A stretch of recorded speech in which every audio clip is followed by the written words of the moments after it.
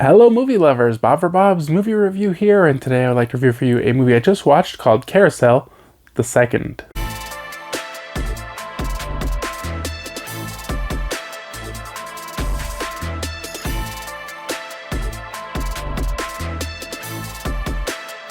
I was provided a link to review this one. Now I had backed this one on, I think it was Kickstarter or something, and I kind of forgot about that, and then I was contacted by the producer slash writer and asked if I would mind checking this out and posting a review since I reviewed the first one. Now they said it was released, but I believe this is just to backers, as I'm not sure they have a digital or physical release out there yet. I know the first one was distributed by Wild Eye Releasing. I don't know if this one will be as well. As you can see, I do have the first one back here, and I did review that one when it released. Now, I was hopeful that they would take kind of the things I really liked about the first one and just kind of expand on those and make a much more interesting movie. While I did enjoy the first one quite a bit, I feel like the middle of it had kind of a lull, and so I kind of hope they would expand from there. I wouldn't say they necessarily went that route. So in this movie, for some reason now it's about Nazis, and they try to go back and explain Duke, the killer carousel horse's background, and explain how he became, and kind of give him a backstory, which I guess is cool. I don't know if that's really necessary in this kind of movie, because it's very fantasy oriented. You know, you're not really looking for, oh, how did a carousel horse or unicorn or whatever come to life. You know, it's not that important. But they decided to really expand on this and explain how the Nazis, I guess during World War II, were experimenting and doing all this weird science or rituals and stuff, and they ended up putting people into inanimate objects, including Duke, the carousel unicorn. And so kind of explains how he comes to life and whatnot. Okay. Then we find out from Duke's love encounter from the first movie that he had a child that he didn't know about.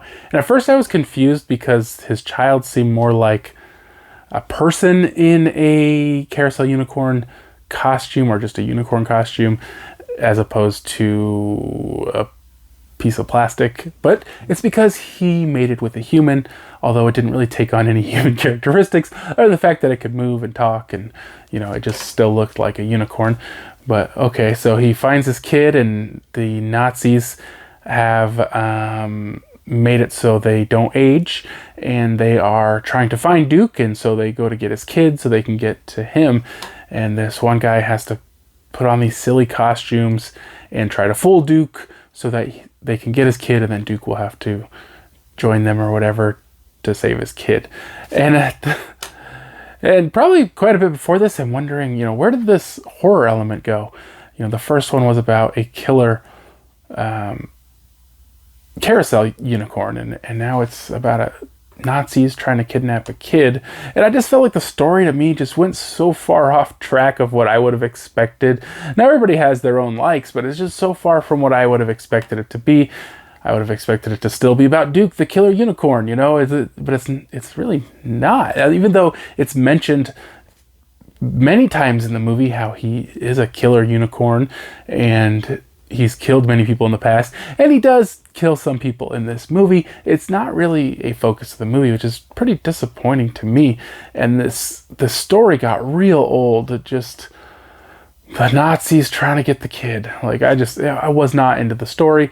I feel like they didn't do as much of the cool stuff that like they did, where like I really loved in the first one, where you know, you just see this guy die from like all these arrows, and then you just see the unicorn there, and it's got a bow on him, and it's just funny. Although there were a lot of good jokes in this, I did laugh quite a bit in this, and I feel like they were definitely going for more of a comedy in this one.